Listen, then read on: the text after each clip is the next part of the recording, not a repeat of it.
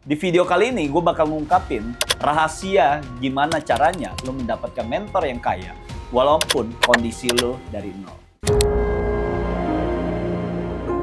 Karena rahasia ini nggak semua orang pengen share ke kalian semua, tapi gue akan membongkar 5 cara, dan di cara keempat ini yang paling fatal yang harus kalian ketahui.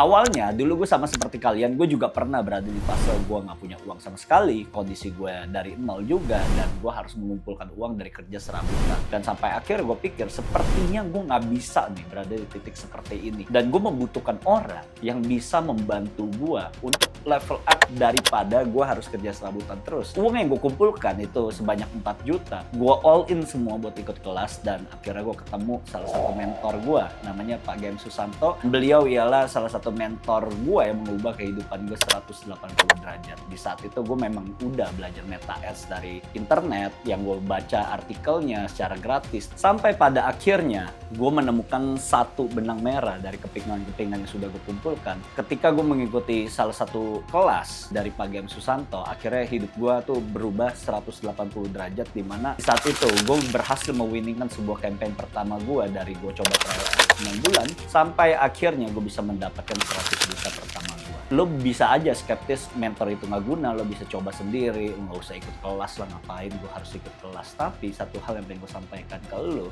seberapa cepat lo bisa memproses semua yang lo hasilkan tanpa mentor sama sekali. Karena menurut gue sendiri nih, mentor itu ialah sebuah percepatan di mana lo nggak perlu trial error selama dia. Lo membeli shortcut, lo mengikuti sebuah pelatihan, sampai pada akhirnya lo bisa merubah kehidupan lo 180 derajat. Ada nggak yang gagal ketika lo mendapatkan mentor? Banyak. Tapi lo akan mengurangi probability kegagalan lo ketika lo sudah menemukan orang yang tepat yang bisa membimbing lo dalam kehidupan lo di saat yang kelam seperti ini. Jadi ya, hal yang pengen gue sampaikan ke kalian, lo ketemu siapapun di dunia ini, mungkin nggak mereka berhasil nggak ada mentor? Menurut gue sih hampir nggak mungkin gitu. Apalagi ketika saat mereka lagi ngerintis, pasti ada seseorang yang bisa membimbing mereka. Mungkin orang tuanya yang sudah sukses, mungkin keluarganya yang udah sukses, yang mau membagikan ilmu-ilmu seperti ini. Karena perbedaan orang sukses sama orang gagal. Mereka tahu apa yang lo nggak tahu.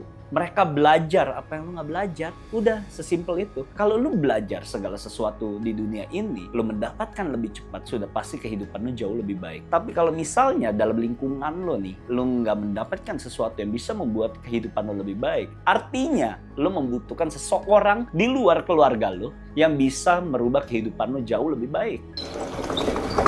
Nah, rahasia ke-1 gue akan ngebongkar ke kalian semua. Bagaimana caranya kalian bisa mendapatkan mentor yang tepat. Pertama ini, lo harus paham dulu nih. Kalau lo ngerasa gak ada value-nya, siapa yang mau berteman sama lo? Siapa yang mau membimbing lo? Ini yang harus lo tahu. Lo coba ngeliat diri lo. Seberapa berguna diri lo. Itu yang harus lo sadari. Bukan ketika lo ketemu orang, lo langsung datengin. Kok, ajarin gue dong kok. Siapa yang mau ngajarin lu? Emang lu siapa? Lu bukan siapa-siapa anjing gitu. Ketika lu ketemu orang-orang yang seperti itu, minimal otak lu tuh berbobot. Otak lu tuh ada isinya. Tiba-tiba nih lu bilang gitu ya, gimana otak gua mau ada isinya? Gua aja gak punya mentor, lu nya anjing gitu. Di sini lu belajar, lu tanya ChatGPT, lu pengen ngedalemin apa dulu kan? Misalnya lu mau ngedalemin video editor nih. Ya lu harus belajar dulu, lu ngisi yang lu tahu dulu. Contoh, bagaimana cara lu nge-cropping yang bagus, bagaimana cara lu bikin transisi yang bagus, cara bikin efek dan motion yang bagus. Kan dari situ tuh lu belajar hal-hal basic dulu. Baru lu nanya gitu ketika lu stuck. Lu nanya tuh sesuatu yang berbobot ke calon mentor dulu. Karena tidak ada satupun orang kaya di dunia ini yang mau berteman sama lu. Kalau lu tuh nobody, lu itu nggak punya kualitas diri, lu tuh nggak ada speciality-nya, percuma. Karena pada dasarnya manusia itu tuh suka dengan seseorang yang relate sama dia. Misalnya orang sukses, lu lihat ada nggak ya mental lembek orang sukses? Nggak ada. Pasti mereka semua mental itu tahan banting. Untuk proses kesuksesnya aja pasti ada yang namanya rugi gitu.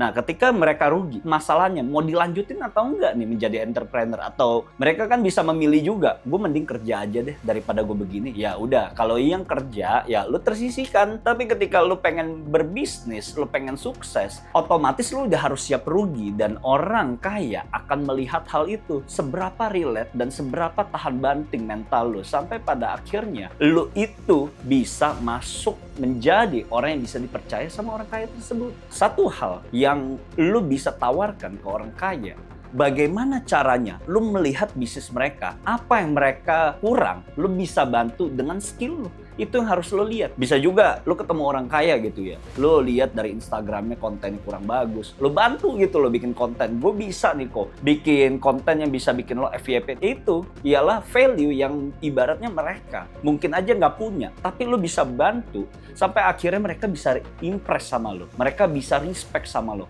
dari skill yang mereka nggak punya dan lo punya. Baru mereka bisa respect, mereka mau berteman sama lo, mereka baru mau menganggap keberadaan lo itu ada. Jadi itu yang gue bilang, kalau orang mencari value, ya seperti itu. Rahasia yang kedua, bagaimana caranya lo bisa mendapatkan mentor yang kaya? Yaitu, lo harus membangun social proof, di mana lo belum punya gitu ya salah satu mentor, dan bagaimana caranya lo bisa ketemu kalau lo nggak punya uang. Lo harus mempublishkan skill lo di sosial media. Satu-satunya cara untuk mempublish dan orang menganggap keberadaan lo itu ada dan mereka bisa menganggap lo itu sangat jago, ya satu-satunya portofolio tuh bukan CV lo, bukan Google Drive lo yang lo simpen buat pribadi, yang lo simpen buat ngelamar kerja. Nggak seperti itu. Lo post di sosial media, lo kasih lihat gitu lo ke orang lain. Lo kasih lihat betapa hebatnya lo, betapa berkualitasnya diri lo. Satu-satunya cara di zaman sosial media yang harus lo perhatikan, lo harus terlihat sama orang lain. Lo kan juga bisa gitu ya ceritain kisah underdog lo, dari lo misalnya bukan siapa-siapa, tiba-tiba lo personal branding, lo bisa kelihatan tuh beda gitu mukanya, beda gitu skillnya. Dari awalnya mungkin lo bukan siapa-siapa, lo tuh nggak jago gitu bikin website, tiba-tiba lo kasih lihat inilah website lo punya fitur inilah, fitur ada AI-nya dan sebagainya. Orang bakal impress ngelihat lo dari lo tuh bukan siapa-siapa. Mungkin lo bisa kasih lihat gitu ya kamar lo yang jelek, ini sempat bikinnya di kosan, tiba-tiba akhirnya dari lo punya project bikin website sampai pada akhirnya lo bisa bikin rumah atau beli mobil yang bagus. Itu kan yang orang pengen lihat gitu, dimana orang pada dasarnya memang suka ngelihat orang yang bukan siapa-siapa, nobody, tiba-tiba jadi something gitu. Lu pernah berpikir gak, kenapa orang yang sudah kaya banget kok masih sih bikin konten? Lo lihat mereka yang sudah triliuner atau memang udah kaya banget punya sport car, kok ngapain mereka bikin konten? Karena ketika keberadaan mereka dianggap ada, tentu mereka makin kaya, dan hal ini mempercepat peluang bisnis mereka di bisnis barunya, atau mereka punya relasi-relasi yang dulunya mereka ngumpet-ngumpet itu susah banget dapatnya. Tiba-tiba ketika mereka muncul, banyak dapat tawaran. Mungkin mereka mendapatkan peluang baru dari bisnis yang berkorelasi dengan bisnis mereka yang sekarang. Dari situ ialah personal branding bukan hanya lo menonjolkan diri lo, tapi bagaimana lo membuka peluang terhadap diri lo yang sudah ada skillnya. Dan gue pun juga hidup gue berubah ketika gue memulai untuk personal branding. Dari follower gue 1.800 gitu ya, sampai sekarang gue udah punya 30 ribuan terhitung hari ini direkam gitu loh. Nah di sini kan lo udah bisa lihat gue sampai bisa setiap tahun terus gue mendapatkan income yang lebih gede, ya karena gue ngonten, ya karena orang pada tahu gitu Willy jagonya di Facebook Ads, di Meta Ads, Willy jagonya di digital produk. Dan peluang-peluang itu banyak dapat tawaran gue setiap harinya. Dari mana? Dari konten. Nah, ketika orang-orang bisa melihat skill lo sudah terpublish gitu ya, lo tinggal menunggu aja, konten terus aja, sudah dipastikan nanti banyak tawaran-tawaran yang dimana lo nggak sadar aja, tiba-tiba itu jadi mentor lo atau jadi partner bisnis lo. Ketika lo menganggap konten itu sebagai prioritas lo, sudah dipastikan, lo tinggal tunggu waktu 6-12 bulan, hidup lo tuh bakal berubah 180 derajat. Gue berani taruhan, hidup lo pasti berubah. Jadikan personal branding ini sebagai salah satu cara untuk membuka pintu gerbang lo, di mana mungkin saja hidup lo tuh bukan siapa-siapa, temen lo pada tolol, dan sampai akhirnya hidup lo tuh bisa berubah karena dari konten doang.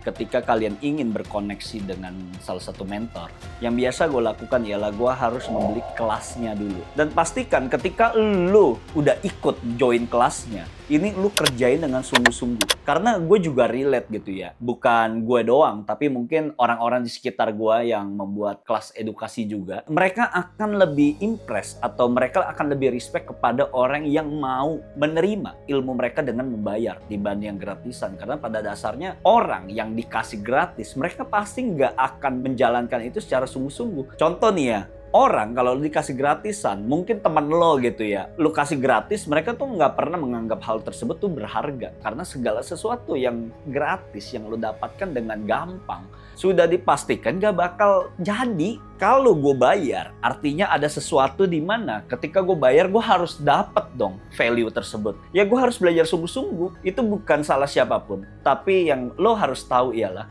manusia akan merasa kehilangan, akan merasa depresi ketika uang mereka berkurang, uang mereka hilang. Itulah faktor psikologis manusia gitu loh. Jadi kalau misalnya orang dapat gratisan, kan tidak ada sesuatu yang hilang. Jadi mereka tuh nggak ngerasa stres. Kalau lu mau mendapatkan mentor, ya lu harus full commit, lu harus paling stand out. Lu tanya tuh mentornya, lu laporan gitu progres lo, dan lu harus tanya dengan pertanyaan berbobot. Makanya ketika lu bertanya kepada calon mentor lo, pertanyaan lo itu harus based on progress gitu. Kalau nggak ada based on progressnya, udah pasti kelihatan lo itu males-malesan, cuma nanya doang, maunya disuapinin, mandiri lu tuh nggak kelihatan.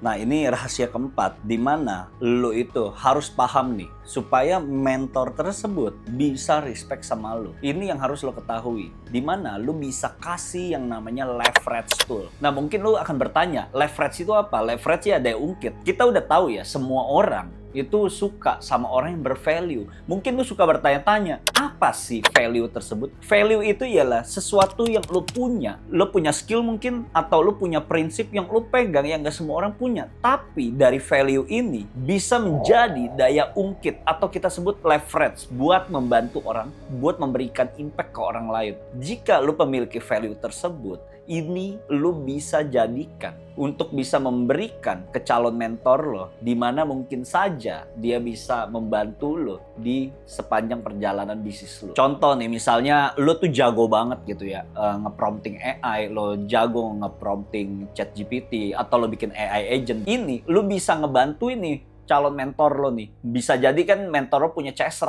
100 gitu. Lo bilang, kok gue kayaknya bisa ngebantu lo nih buat ngehemat budget lo. Tadinya kan lo punya CS 100. Nih, gue bisa bikin jadi 5. Gue bikin AI agentnya atau chatbotnya supaya lu bisa kurangin tuh karyawannya dan lu bisa menghemat budget operasional lu. Lu bayangin berapa banyak kan orang yang membutuhkan hal tersebut, dan itu lu bisa jadi solusi, lu bisa ngebantu mentor lu sampai pada akhirnya bisa jadi kan mentor ini bisa ngelihat gitu ya, lu punya value-nya, dia bisa aja nawarin lo project bisnis baru gitu dari skill yang lo punya. Nggak ada yang tahu, hidup ini kan misteri. Lu bisa aja nawarin hal tersebut gitu, dimana bisa jadi mereka udah lama nyari orang kayak gini, ketika ketemu lu bisa jadi lu udah bukan diangkat derajatnya jadi karyawan lo, bisa jadi partner. Dan itu yang harus lo temukan, orang-orang yang bisa menghargai skill lo, bisa menghargai value lo, sampai pada akhirnya hidup lo tuh bisa berubah 180 derajat.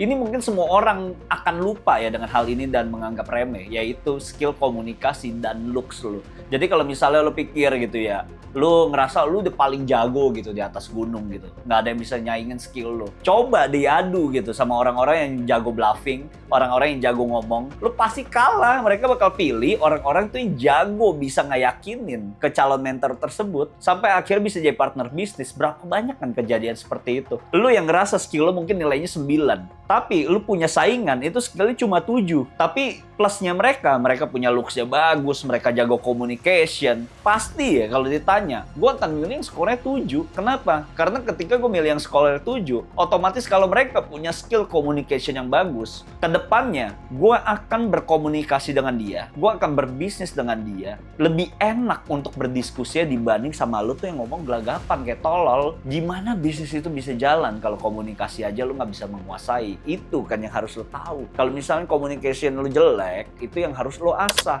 Kalau looks lo jelek, itu yang harus lo pelajari gimana caranya lo bisa good looking. Contoh misalnya muka lo kurang menarik gitu, atau pakaian lo kurang menarik, lo cari gitu di Pinterest referensi fashion yang bagus tuh seperti apa. Tuh banyak sekali model-modelnya yang kira-kira cocok dengan badan lo, ya cocok dengan postur lo. Value itu ialah sebuah bungkusan di mana lo memiliki skill communication. Tapi hal yang harus lo tahu, gimana caranya lo mendeliver skill-skill lo kalau lo nggak punya skill communication yang bagus gitu buat disampaikan ke orang lain. Mungkin lo semua yang ngerasa gelagapan, wah ini orang kaya nih, calon mentor gue nih luar biasa gitu. Gak semua orang kok, orang kaya udah tahu gitu. Prosesnya juga mulai dari susah. Mereka juga nggak bakal mandang rendah. Yang bakal mandang rendah lo itu tuh teman lo, anjing. Nggak semua kok orang kaya yang lo kenal tuh mereka sangat hebat gitu ya, memiliki skill. Tapi lo harus tahu, orang kaya itu mereka memang jago berbisnis sudah pasti. Mereka juga punya communication skill yang sangat bagus. Bisa jadi kan skill mereka itu skill melobi, skill sosial. Sekarang gini, gue nanya ke lo yang punya penampilan tuh berantakan gitu ya, ketemu orang lo ngerasa karena lo jago gitu, ini mencerminkan personal lo gitu ya. Lo kalau ketemu cewek, lo dating gitu ya, pakai bajunya biasa aja, nggak fashionable, emang lo mau, lo tertarik gitu, lo horny gitu kan? Enggak gitu loh. Kalau lo lihat cewek aja, lo nggak horny dengan penampilan seperti itu, kenapa lo membalikkan keadaan itu ke lo gitu loh, dengan penampilan lo tuh yang sampah? Orang akan mulai jatuh cinta, orang akan impress di bawah 1 detik. Kalau di bawah 1 detik aja dengan penampilan lo yang jelek gitu ya, lo nggak bisa sesuaiin kondisi di mana lo berada, ya lu juga hancur gitu loh. Gue juga pernah kan yang gue ceritain ke kalian, kalau gue ke Sweet Seventeen karena gue nggak paham fashion, gue pakainya polo shirt, kemudian gue pakai celana pendek sama sandal jepit. Inilah ilmu yang harus lu pelajarin. Looks itu sepenting itu, bukan hanya sekedar lu punya skill, tapi bagaimana cara lu punya diri lu, persona lu, yang dimana orang nggak bisa ngelihat skill lo nih, tapi di awal mereka bisa lihat looks lu tuh sangat rapi, lo itu tuh sangat memperhatikan penampilan lo itu sangat merawat tubuh lo. Kalau lu nggak bisa ngerawat diri lo, sudah dipastikan aura itu nggak bakal keluar. Untuk mendapatkan mentor itu sebenarnya susah-susah gampang. Lo harus memunculkan muka lo harus memunculkan diri lo harus menganggap keberadaan lo itu sebenarnya ada dulu, baru orang-orang tuh bakal impress sama lo. Dan lo tinggal praktekin 5 cara ini yang gue lakukan sendiri dan gue aplikasikan sampai pada akhirnya ketika nanti lo berhasil gitu gara-gara konten gue ini, ya lo tulis di kolom komentar dan gue tunggu. Semoga sukses buat kalian. See you guys.